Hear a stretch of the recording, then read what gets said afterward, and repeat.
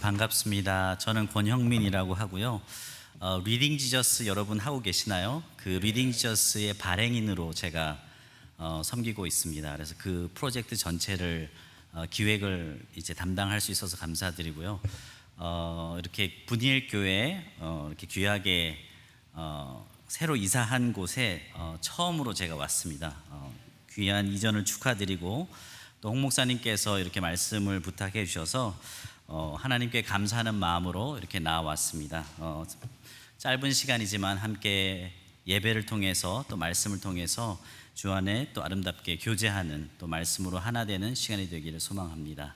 제가 잠깐 기도하고 말씀 나누겠습니다. 하나님 감사합니다. 우리 사랑하는 분이엘 교회 성도님들 이렇게 예배의 자리로 나왔습니다. 우리 하나님께서 이 예배를 받아주시고 우리의 심령을 새롭게 하시고 또 하나님 말씀하여 주심을 통해서 우리가 하나님의 귀한 은혜와 사랑을 깨닫는 귀한 시간 되게 도와주시옵소서. 예수님의 이름으로 기도드렸사옵나이다. 아멘. 잠언서 4장 23절에 이렇게 기록하고 있습니다. 모든 지킬 만한 것 중에 더욱 내 마음을 지키라. 생명의 근원이 이에서 남이니라. 모든 지킬 만한 것 중에 더욱 내 마음을 지키라. 생명의 근원이 이에서 남이니라. 우리가 인생을 살면서 지켜야 할 것이 많이 있습니다.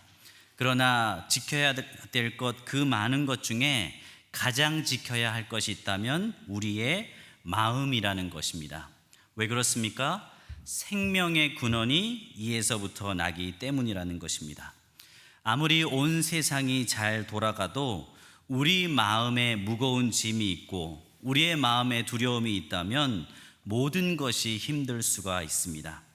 그러나 우리가 아무리 어려운 환경에 처할지라도 우리의 마음이 굳건하게 서 있다면 어떠한 어려움도 이겨낼 수 있을 것입니다. 모든 지킬 만한 것 중에 더욱 내 마음을 지키라. 생명의 근원이 이에서 남이니라. 오늘 이 예배의 자리로 나오신 우리 모두의 심령이 예수님께 집중되고 우리의 마음을 지킬 수 있기를 소망합니다. 피아니스트 백건우 씨에게 어느 기자가 이렇게 물었다고 합니다. 음악에 있어서 프로와 아마추어의 차이가 무엇입니까? 여러분은 음악에 있어서 프로와 아마추어의 차이가 무엇이라고 생각하십니까? 피아니스트 백건우 씨는 이렇게 대답했다고 합니다. 음악에 있어서 아마추어는 음표를 따라치기에 바쁘다. 무슨 말입니까? 음악에 있어서 음표, 검은 음을 틀리지 않기 위해서 온 힘을 쏟는 것이 아마추어라는 것입니다. 그러면서 백건우 씨는 음악에 있어서 프로를 이렇게 이야기하고 있습니다. 음악에 있어서 아마추어는 음표를 따라치기에 바쁘지만 음악에 있어서 프로는 음과 음 사이 그 공간에 무엇을 채울 것인가를 고민한다는 것입니다. 음악에 있어서 프로는 음과 음 사이 그 공간에 작곡가의 고뇌의 심상을 담고 관객을 향한 사랑을 담고 한 음과 한 음 사이 그 스페이스 공간에 아름다움을 채우기 위해서 고민하는 것이 프로라는 것입니다. 마찬가지로 신앙생활에 있어서도 아마추어와 프로의 차이가 있다면 어떤 모습일까요? 신앙생활에 있어서 아마추어는 신앙의 모습을 따라하는 것으로 만족하는 사람일 것입니다. 교회에 나와야 한다니까 교회에 나오고 봉사를 해야 한다니까 봉사를 하고 신앙의 모습을 따라하는 것으로 만족한다면 신앙생활의 아마추어일 것입니다. 그렇다면 신앙생활에 있어서 프로는 어떨까요? 남들과 똑같이 교회에 오고 남들과 똑같이 봉사를 하고 남들과 똑같이 모든 일들을 하지만 그 마음에 우리의 심령에 무엇을 채울 것인가를 고민한다면 그 누구라도 프로가 될 수 있을 것입니다. 우리의 마음으로 주님을 더 사랑하고 우리의 마음으로 주님을 더 기뻐하고 우리의 마음으로 더 감사하고 전심으로 주님을 향해 애쓰면서 신앙생활을 한다면 누구라도 신앙생활의 프로가 될 수 있을 것입니다. 여러분들은 신앙생활에 있어서 아마추어이십니까? 프로이십니까? 누구라도 신앙생활의 프로가 될 수 있는 것입니다.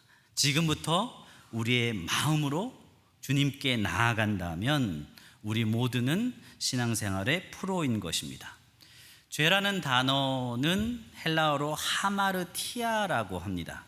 이 하마르티아라는 원뜻은 관역으로부터 벗어나 있다라는 뜻입니다.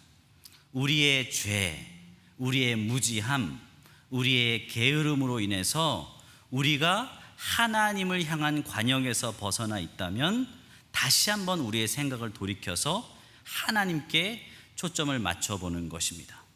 우리의 생각과 마음을 하나님의 관역에 정저준해서 집중한다면 하나님은 우리를 새롭게 하실 줄로 믿습니다. 아멘. 오늘 우리가 읽은 말씀은 예수님께 한 여인이 값비싼 향유 옥합을 가지고 나와서 예수님께 붓는 사건입니다. 예수님께서는 베다니 나병 환자 시몬의 집에 계셨습니다. 절기가 가까운 시간이었기 때문에 여러 사람들이 함께 귀한 시간을 보내고 있었습니다. 예수님의 말씀도 듣고 또 서로 웃고 소중한 시간을 보내고 있었습니다. 이때 한 여인이 매우 값비싼 향유 옥합을 가지고 예수님께 나왔습니다. 여인은 울면서 값비싼 향유를 예수님의 머리에 붓고 있는 것입니다. 왜 이 여인은 예수님께 값비싼 향유를 가지고 예수님의 머리에 붓고 있는 것일까요? 이때 제자가 이렇게 말했습니다. 어찌하여 그 값비싼 것을 무슨 의도로 허비하느냐? 무슨 의도로 허비하느냐? 예수님과 함께하는 이 분위기에 찬물을 끼얹는 것과 같습니다. 제자 중에 한 사람은 도저히 이해할 수가 없다는 것입니다. 왜냐하면 그것을 팔아서 가난한 자들에게 나눠주면 얼마나 많은 일을 할 수 있을 것이라며 그 향유의 값어치, 돈을 계산하고 있는 것입니다. 여러분, 이 향유가 얼마나 값비싼 것이었을까요? 다른 복음서에 보면 이 향유의 가격을 300데나리온이라고 기록하고 있습니다. 1데나리온은 노동자 하루 품삯이라고 그렇게 말을 합니다. 그러면 300데나리온이라면 얼마만큼이죠? 노동자가 300일을 일해서 얻을 수 있는 품삯이 300데나리온입니다. 미국에서 하루 일하면 얼마를 받습니까? 100불이라고 우리가 쳤을 때 300데나리온이면 100 곱하기 300 하면 얼마죠? 3만 불의 가치를 갖고 있는 향유 옥합이라고 할 수 있습니다. 하루 저녁에 3만 불을 태워버린 것과 같습니다. 여러분, 이게 낭비입니까? 낭비가 아닙니까? 1년치의 생활비를 버려버리는데 이게 낭비일까요? 낭비가 아닐까요? 네, 낭비가 맞죠. 돈의 가치로만 보면 낭비 중에 낭비일 것입니다. 그런데 중요한 것은 무엇입니까? 과연 그 여인은 그것을 낭비라고 생각했을까? 그리고 그것을 받으시는 예수님은 그것을 낭비라고 생각하셨을까? 오늘 본문을 통해서 우리는 두 가지 사실을 발견할 수 있습니다. 첫 번째는 이 여인과 제자 사이에는 가치 계산법의 충돌이 일어나고 있다는 것입니다. 가치 계산법의 충돌. 한 여인은 3만 불이나 되는 값비싼 향유를 예수님의 머리에 부었습니다. 그러나 한 제자는 그것을 보면서 왜 그렇게 낭비하느냐고 비난하고 있습니다. 분명히 같은 사건인데 가치 계산법의 충돌이 일어나고 있는 것입니다. 우리가 인생을 살면서 어떤 가치를 갖고 있는가는 굉장히 중요합니다. 그렇죠? 같은 사건을 보더라도 어떻게 생각하는가에 따라서 의미와 가치가 전혀 달라지는 것을 볼 수 있습니다. 저희 아버님은 철도 공무원이셨습니다. 그래서 저희 아버지는 제가 어릴 때부터 철도 대학교에 가는 것이 저희 아버지의 꿈이셨습니다. 제가 부족하지만 외국어 고등학교를 다녔습니다. 저는 공부를 못했지만 제 주변의 친구들은 공부를 굉장히 잘했습니다. 제 친구들 중에는 철도 대학교를 가고자 하는 친구가 한 사람도 없었습니다. 저희 아버지의 가치와 저의 가치 계산법이 달랐던 것입니다. 어떤 가치를 갖고 사는가가 그 사람의 선택을 결정합니다. 그렇죠? 그리고 우리는 그 가치 계산법대로 우리의 생각대로 인생을 살게 되는 것입니다. 그래서 우리가 할 수만 있다면 더 나은 가치를 갖기 위해 부단히 노력합니다. 이 세상에서 더 나은 가치를 발견하기 위해서 어떻게 합니까? 많은 사람들이 교육에 투자하는 것을 볼 수 있습니다. 우리 자녀를 키우면서 가장 돈을 많이 쓰는 영역이 어디입니까? 저 같은 경우는 식비하고 교육비에 많이 투자를 합니다. 왜 이렇게 하냐면 우리 자녀가 더 좋은 세상에서 더 멋있게 살기를 바라는 마음인 것이죠. 더 넓은 세상에서 더 좋은 사람들을 만나면서 행복하게 살기 원하기 때문에 교육에 많은 투자를 하는 것입니다. 그런데 진정한 행복은 어디에 있습니까? 하나님의 나라에 가치를 붙드는 데 있습니다. 여러분 동의하십니까? 진정한 가치는 하나님의 나라에 있는 것입니다. 우리가 하나님을 믿는다는 것은 우리가 붙들 수 있는 최고의 가치를 찾았기 때문인 것입니다. 우리가 하나님을 믿는다는 것은 하나님 나라의 최고의 가치를 붙들었기 때문인 것입니다. 우리 눈에 보이지 않는다고 우리 하나님이 안 계신 것이 아닌 것입니다. 우리의 눈에는 이 세상뿐만 눈에 보이지 않지만 하나님은 이 세상뿐만 아니라 하나님의 그 나라, 영적인 세계, 또 영원한 세계, 영원한 생명에 대한 가치를 우리 하나님은 알려주시고 주관해 주시는 분이시라는 것입니다. 하나님을 믿는다는 것은 나의 좁은 생각, 그것보다 더 큰 가치, 더 큰 생각을 품는 것입니다. 여러분, 우리가 우리의 생각과 하나님의 생각을 비교했을 때 누구의 생각이 더 큽니까? 우리의 생각이 더 큽니까? 하나님의 생각이 더 큽니까? 우리 하나님은 온 우주 만물을 창조하신 하나님이신 것입니다. 우리 하나님은 온 땅과 하늘을 주관하시는 분이신 것입니다. 우리 하나님에게는 능치 못하심이 없으신 것입니다. 우리는 이 생각을 붙들어야 하는 것입니다. 이것이 바로 믿음인 것입니다. 그래서 우리가 하나님께 접속되기만 하면, 우리의 인생이 하나님께 연결되기만 하면 모든 일들이 하나님의 뜻 가운데서 큰 선을 이룰 것이라는 이 생각을 붙드는 것입니다. 그래서 어떤 사람들은 우리가 생각하는 것이 곧 에너지라고까지 말하기도 합니다. 우리가 어떤 생각 한마디를 심는가에 따라서 그 사람의 인생의 에너지가 결정되어 버린다는 것이죠. 우리가 소망의 생각을 품으면 어떻습니까? 소망의 에너지가 나오게 되어 있는 것입니다. 아무리 힘든 일이 있어도 하나님께서 함께 하시면 이 모든 것은 끝내는 합력해서 선을 이룰 것이라는 그 생각을 품으면 어떻게 됩니까? 힘도 생기고 창의력도 생기고 인내와 끈기도 생기게 되는 것입니다. 여러분 동의하십니까? 여러분 믿으십니까? 창세기에 아담과 하와를 사단이 유혹했습니다. 그때 가장 먼저 한 것이 무엇입니까? 하나님의 생각, 하나님의 가치를 바꾸는 것이었습니다. 하나님께서는 선과 악을 알게 하는 나무 실과를 먹지 말라라고 명령하셨습니다. 그것을 먹을 때에는 정령 죽을 것이라고 단호하게 하나님은 말씀해 주셨습니다. 그리고 아담과 하와는 이 생각과 가치를 붙들고 살았습니다. 그런데 사단이 하와에게 말을 걸어왔습니다. 하와의 생각을 바꾸는 방식으로 유혹을 했던 것입니다. 하나님께서 정령 죽는다는 그 말씀을 사단은 정령 죽지 않는다라고 하나님의 말씀의 가치를 하찮게 만드는 방식으로 유혹했던 것입니다.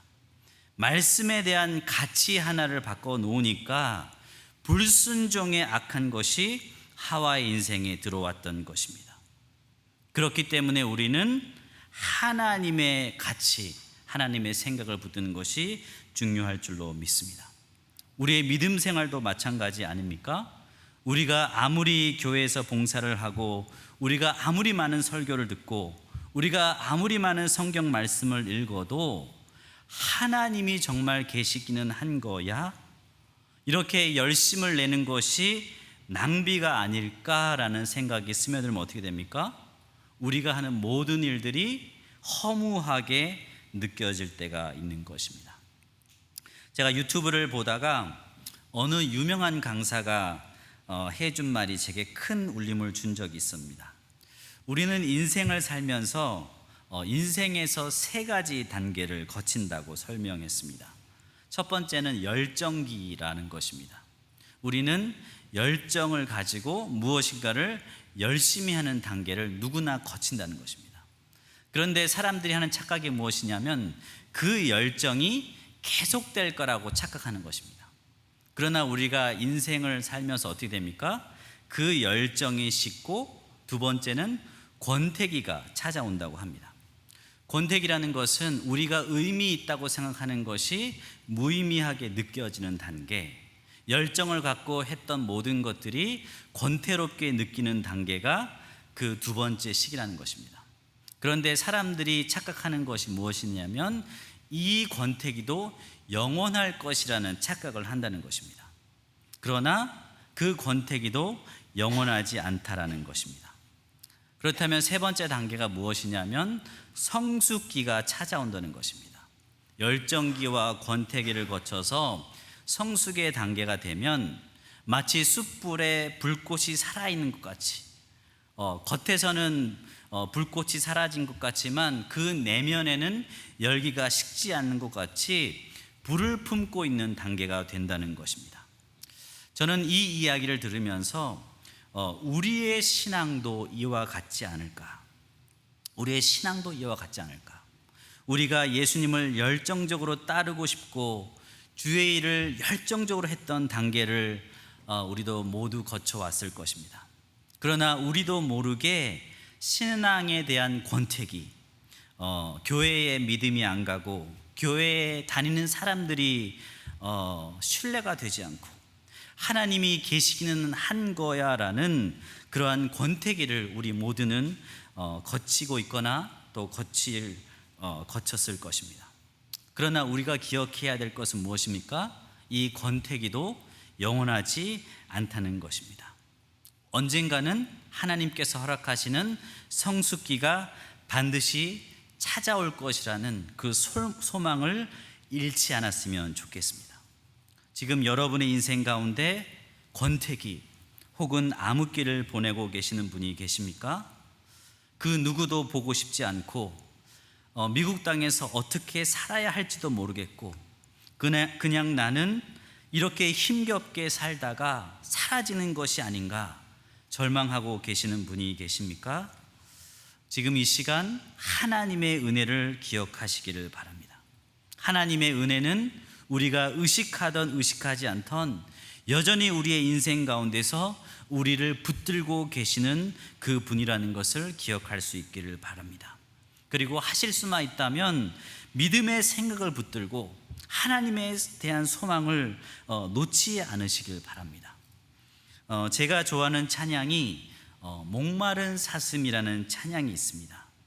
목마른 사슴 시냇물을 찾아 헤매이듯이 내 영혼 주를 찾기에 갈급하나이다.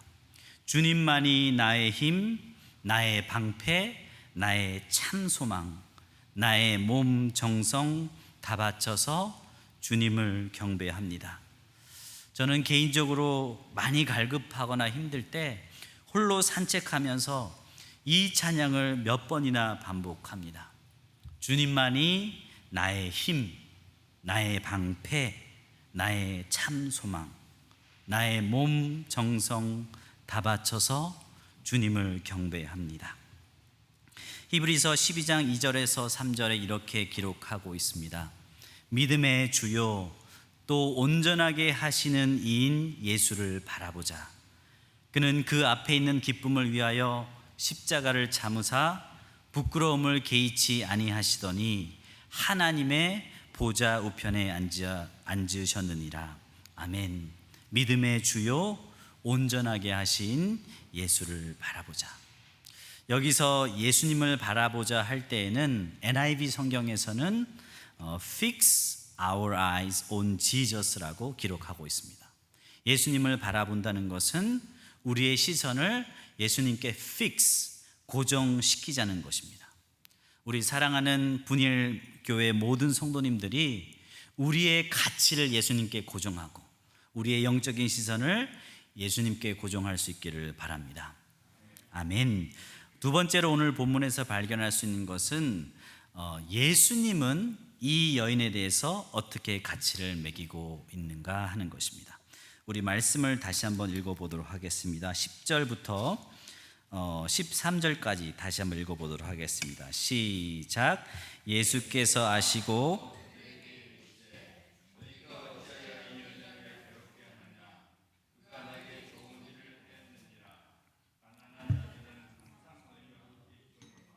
나는 항상 함께 있지 아니하리라. 이 여자가 내 몸에 이 향유를 부은 것은 내 장례를 위하여 함이니라. 내가 진실로 너희에게 이르노니 온 천하에 어디서든지 이 복음이 전파되는 곳에서는 이 여자가 행한 일도 하여 그를 기억하리라 하시니라. 아멘. 제자 중에 한 사람은 어디에 집중하고 있습니까? 돈이라는 가치에 집중하고 있습니다. 향유의 값어치가 얼마짜리인데 그것을 낭비하느냐, 분괴하며 화를 내고 있습니다. 사실 이 사람이 화를 내고 있는 것은 돈의 가치라기보다는 자신의 기준에 맞지 않기 때문에 화를 내고 있는 것입니다. 그러나 이 향유를 부은 여인의 가치는 어디에 있습니까? 이 여인의 가치는 바로 예수 그리스도, 예수님께 있었다는 것입니다. 예수님의 그 사랑과 은혜에 이 여인의 마음은 가득 차 있었던 것입니다. 아마도 이 여인은 꿈속에서 예수님의 죽음에 대해 꿈을 꾸었을지도 모릅니다. 그리고 꿈에서 깨어나 자신의 가장 소중한 것을 팔아서 예수님의 죽음을 예비하고 싶었을지도 모릅니다. 그래서 전 재산이라고 할 수 있는 값비싼 향유를 가져와 울면서 예수님의 머리에 붓고 있는 것입니다. 이 여인에게 예수님보다 더 소중한 가치는 없었던 것입니다. 그렇다면 예수님은 이 여인에 대해서 어떻게 말씀하고 계실까요? 우리 10절에 보시면 예수님은 이 여인에 대해서 내게 좋은 일을 하였느니라 라고 말씀해 주고 있는 것입니다. 10절에 보시면 너희가 어찌하여 이 여자를 괴롭게 하느냐? 그가 내게 좋은 일을 하였느니라. 영어 성경에 보시면 좋은 일을 beautiful thing이라고 표현하고 있습니다. 이 여인이 한 것이 아름다운 것이다, 좋은 것이다. 그러시면서 예수님은 복음이 전파되는 곳에 이 여인의 삶을 기억하라라고 말씀하고 계시는 것입니다. 예수님의 눈에는 beautiful thing, 아름다운 것, 좋은 것이라는 것입니다. 왜 그렇습니까? 우리 예수님은 이 여인의 중심을 보시는 분이시기 때문인 것입니다. 이 여인의 중심에는 예수님을 진정으로 사랑하고 예수님을 진정으로 사모하고 모든 인생의 가치를 최고로 예수님을 두고 있는 그 중심을 보시기 때문에 우리 예수님은 이 여인의 헌신을 아름다운 것이라고 칭찬해 주고 계시는 것입니다. 제가 수년 전에 한 의사 가정과 가깝게 교제를 한 적이 있었습니다. 그 의사가 되는 남편 집사님의 부인 되시는 분께서 제가 목회자인 것을 아시고 제게 굉장히 많은 말씀을 해 주셨습니다. 그러시면서 어떻게 말씀하셨냐면 목사님, 제가 선교사님들을 물질로 많이 섬겼습니다. 제가 성경을 하루에 1시간씩 읽습니다. 그리고 제가 가난한 목회자들 이렇게 많이 도왔습니다라고 제게 귀한 간증을 해 주셨습니다. 저는 그 이야기를 들으면서 이 여자 집사님이 너무나도 귀하다라는 생각을 했습니다. 그렇게 어려운 분들을 많이 돕는 것을 하나님께서 참 기뻐하시겠다, 그렇게 생각했습니다. 그러면서 그 여자 집사님과 여러 교제를 하면서 가까워졌을 때 그 집사님이 제게 부탁을 하셨습니다. 그 남편 의사분께서 교회를 다니지 않으신다고 제게 한 달에 한 번이라도 와서 집에서 성경 공부도 해주고 또 기도도 해주면 좋겠다라고 부탁을 하셨습니다. 그래서 제가 2주에 한 번씩 그에게 방문해서 그 남편 집사님을 찾아뵙고 또 성경 공부도 하고 또 기도도 해드렸습니다. 그렇게 수개월을 교제하면서 이 가정을 알아가는 보람을 느끼고 있었을 때에 제가 발견한 것 중에 하나는 이 남편 집사님보다 이 부인 되시는 여자 집사님의 신앙의 업앤다운이 너무 심한 거예요. 경제적으로 잘 풀릴 때는 하나님을 막 기뻐하고 찬양하다가도 또 병원이 어렵거나 또 힘들 때는 다운이 되고 우울해지는 그런 모습들을 제가 심한 것을 보게 됐습니다. 마치 신앙생활을 하는 것이 하나님께 이 땅에 복을 받기 위함인 것처럼 한다는 그런 생각을 목회자로 갖게 되었습니다. 그러면서 제가 어느 날 하루 이 집사님과 차를 한잔하면서 제가 집사님께 물었습니다. 집사님께서 많은 물질과 또 헌신을 하셨다라는 간증을 들으면서 참 귀하다는 생각을 했습니다. 그런데 제가 목회자로서 궁금한 것이 무엇이냐면 집사님의 신앙이 업앤다운이 심한 것을 보면서 제 마음속에 목회자로 궁금한 것은 이것입니다. 제가 집사님께 질문을 해도 괜찮겠습니까? 라고 이렇게 물었습니다. 그때 그 집사님께서는 무엇이든지 물어도 좋다라고 답변했습니다. 그래서 제가 한 질문을 그 집사님께 드렸습니다. 집사님, 이 많은 헌신과 수고 가운데 집사님은 과연 예수님을 얼마나 사랑하십니까? 집사님은 예수님을 얼마나 사랑하십니까? 그때 그 집사님은 마치 이 질문을 집사님의 인생 전체에서 처음 들은 질문인 것처럼 당황해 하시면서 아무 대답도 못 하셨습니다. 이것이 저의 모습이 아닐까라는 생각을 하게 됐습니다. 신학을 하고 목회자로 헌신하고 있지만 많은 수고를 하는 것 같지만 과연 내가 예수님을 얼마나 사랑하고 있는가, 제 자신을 돌아보는 그런 시간이 되었던 것 같습니다. 고린도전서 15장 19절에 이렇게 기록하고 있습니다. 만일 그리스도 안에서 우리가 바라는 것이 다만 이 세상의 삶뿐이면 모든 사람 가운데 우리가 더욱 불쌍한 자이리라. 만일 그리스도 안에서 우리가 바라는 것이 다만 이 세상의 삶뿐이면 모든 사람 가운데 더욱 우리가 불쌍한 자이리라. 지금도 이 시간에는 전 세계에서 또 선교지에서 또 지하교회에서 가난과 배고픔과 핍박을 견디면서도 믿음의 삶을 사는 사람들이 있습니다. 왜 그렇습니까? 내 목숨을 들여도 아깝지 않은 분이 예수 그리스도라는 것을 믿음으로 고백하기 때문인 것입니다. 믿음 안에서 행한 모든 수고가 결코 헛되지 않다는 것을 알고 있기 때문일 것입니다. 고린도전서 15장 58절에서 사도 바울은 이렇게 15장을 마무리하고 있습니다. 그러므로 사랑하는 형제들아, 견실하며 흔들리지 말고 항상 주의 일에 더욱 힘쓰는 자들이 되라. 이는 너희 수고가 주 안에서 헛되지 않을 줄 알미니라. 아멘이십니까? 여러분, 지금까지 많은 수고를 해오셨을 것입니다. 하나님께서 이 말씀이 여러분의 심령 속에 큰 위로가 되기를 소망합니다. 그렇다면 예수님의 가치를 알아보는 믿음을 갖기 위해서 구체적으로 어떻게 해야 하는가, 제가 5가지 실천 사항을 간략하게 여러분께 소개해 드리고 싶습니다. 우리의 생각 속에, 우리의 일상 속에 예수님을 더 사랑하기 위해서 붙들어야 되는 실천을 함께 나누고 싶습니다. 첫 번째는 예수님의 사랑을 깨닫기 위해서 말씀을 읽으시기 바랍니다. 우리가 말씀을 읽을 때에 말씀 읽어야지, 또 말씀에 대한 호기심으로 말씀을 읽을 때가 많습니다. 의무감으로 말씀을 읽을 때가 많죠. 그러나 말씀을 읽을 때 예수님의 사랑을 깨닫기 위해서 말씀을 읽으시기를 바랍니다. 여러분들이 하고 있는 리딩 지저스는 예수님을 중심으로 말씀을 읽는 것 아닙니까?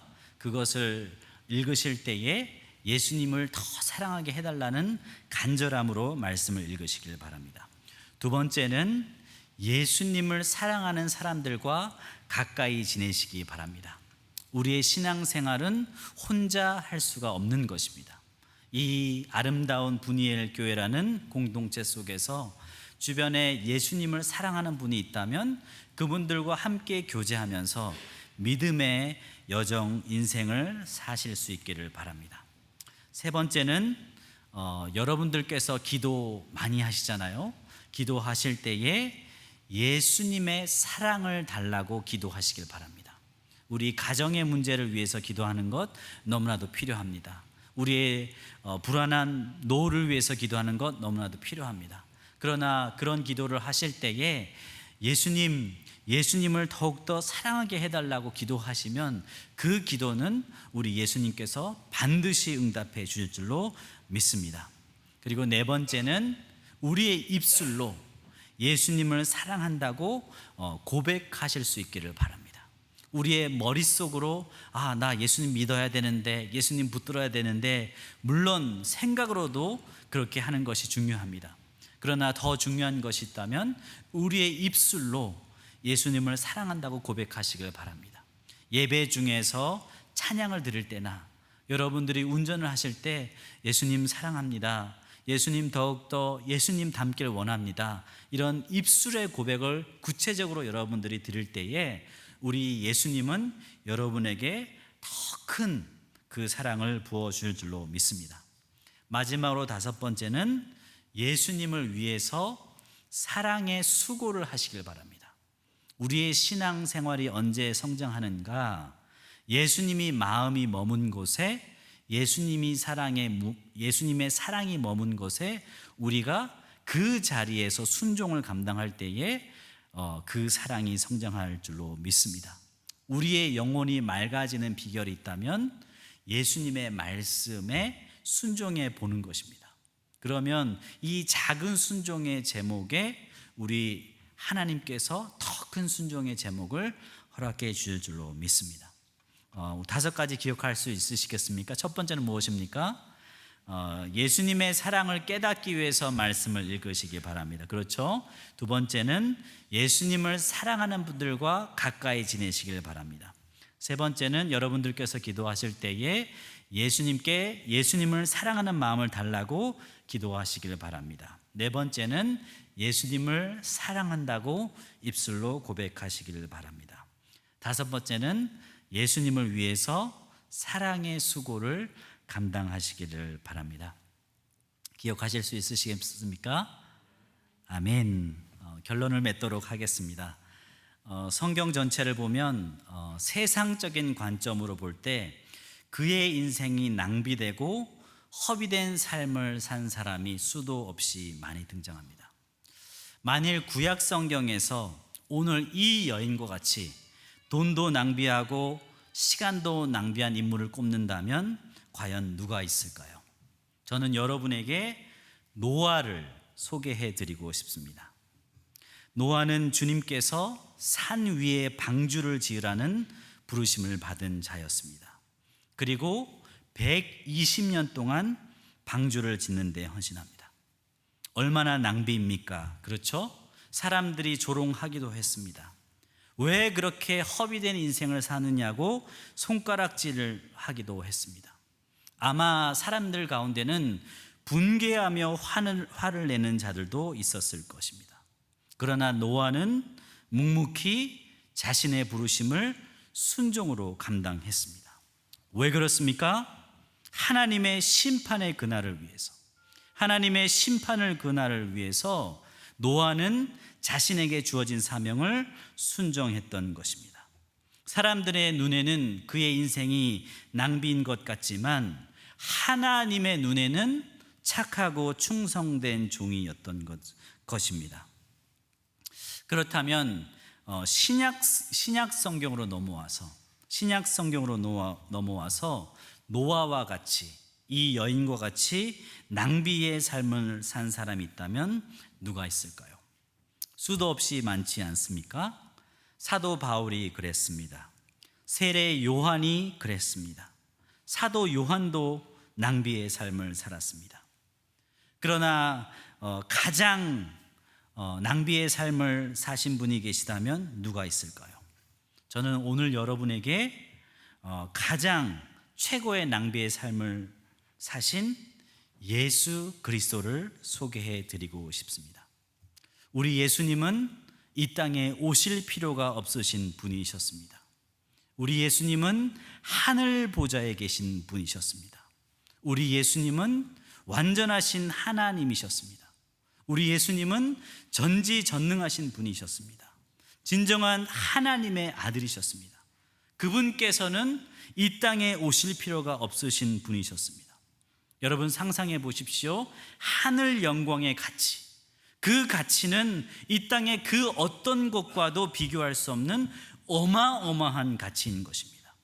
그 예수님께서 그 하늘 영광을 버리시고 이 낮고 낮은 곳에 오셔서 가난과 배고픔과 슬픔과 그 모진 고통을 모두 겪으셨던 것입니다. 왜 이렇게 우리 예수님은 무슨 의도로 이것을 허비하셨을까요? 왜 예수님은 낭비 중에 낭비의 인생을 사셨을까요? 바로 저와 여러분을 너무나도 사랑하시기 때문에, 예수님의 눈에는 저와 여러분이 최고의 가치였던 것입니다. 예수님의 눈에는 저와 여러분이 최고의 가치였던 것입니다.